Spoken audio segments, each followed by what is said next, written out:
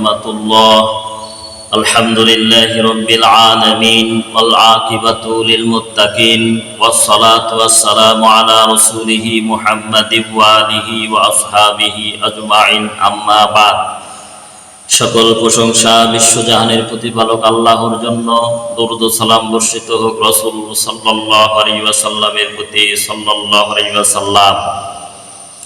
আল্লাহ তাআলা বলেন, ইয়া আইয়ুহাল্লাযীনা আমানু কুতিবা আলাইকুমুল কিসাসু ফিল কতলা। সূরা বাকারা 178 নম্বর আয়াত। হে ইমানদারগণ, হে বিশ্বাসীগণ, তোমাদের উপর কিসাস ফরজ করা হয়েছে হত্যার ব্যাপারে।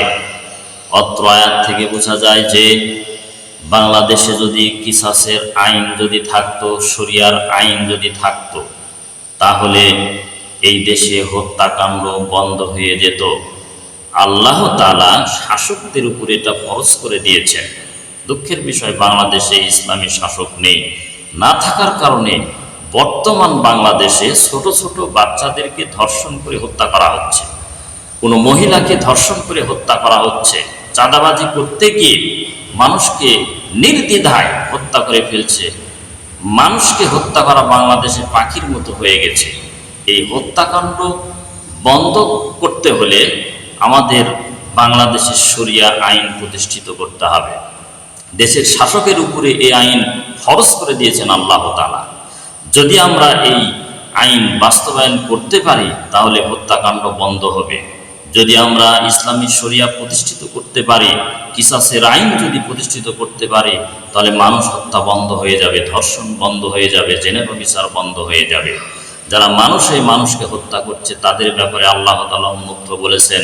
যেমন সূরা নিসা 93 নম্বর আয়াত আল্লাহ তাআলা বলেছেন, ওয়া মাইয়াকুতুল মুমিনাম মুতাম্মিদান ফাজাযাউহু জাহান্নামু খালিদান ফিহা ওয়া গাদিবাল্লাহু আলাইহি ওয়া লা'নাহু ওয়া আ'আদ্দা লাহু আযাবান আযীমা।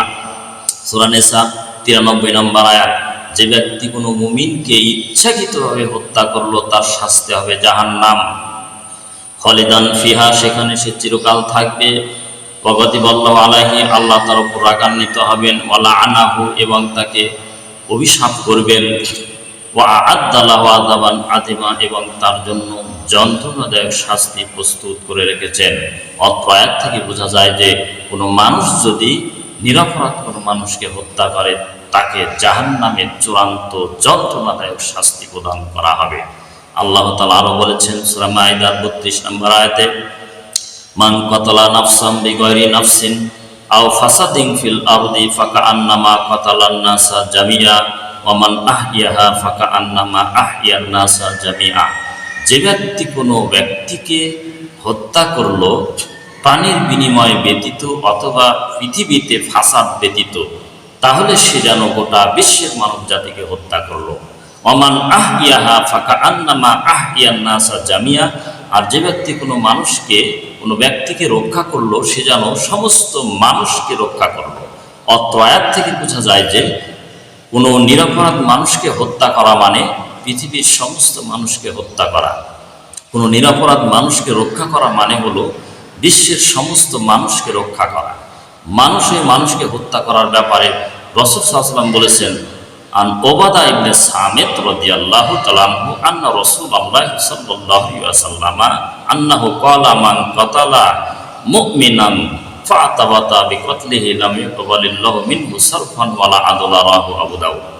উবাদা ইবনে সামিত রাদিয়াল্লাহু তাআলা আনহু রাসূল সাল্লাল্লাহু আলাইহি ওয়াসাল্লাম থেকে বর্ণনা করেন, তিনি বলেন, রাসূল সাল্লাল্লাহু আলাইহি ওয়াসাল্লাম বলেছেন, মান কাতালা মুমিনান ফাতাবাতা বিকতলিহি, যে ব্যক্তি কোনো মুমিনকে ইচ্ছাকৃতভাবে হত্যা করলো এবং হত্যা করে খুশি প্রকাশ করলো, লাম ইয়াকবালুল্লাহু মিনহু সারফান ওয়ালা আদলা, আল্লাহ তাআলা তার ফরজ এবং নফল কোনো ইবাদতই কবুল করবেন না। অত্র হাদিস থেকে বোঝা যায় যে যারা মানুষকে হত্যা করে, তাদের কোনো নফল, কোনো ফরজ, কোনো ইবাদত আল্লাহ তাআলা কবুল করবেন না। নিরপরাধ মানুষকে হত্যা করা যাবে না। এই হত্যাকাণ্ড বাংলাদেশে বন্ধ করতে চাইলে আইন করতে হবে, ইসলামী আইন প্রতিষ্ঠিত করতে হবে, শরিয়ার আইন প্রতিষ্ঠিত করতে হবে। ইসলামী শাসকের প্রয়োজন। ইসলামী শাসকের উপরে কিসাসের আইন ফরজ করে দেওয়া হয়েছে। এই আইন যতদিন পর্যন্ত বাস্তবায়ন না হবে ততদিন পর্যন্ত হত্যাকাণ্ড বাংলাদেশে বন্ধ হবে না। তাই আল্লাহ তাআলা আমাদেরকে সেই বুঝদান করুন এবং সকলকে হেফাজত করুন। বাংলাদেশে হত্যাকাণ্ড, হে আল্লাহ তুমি বাংলাদেশে হত্যাকাণ্ড বন্ধ করে দাও, মানুষের মধ্যে আল্লাহ তোমার ভয় পয়দা করে দাও।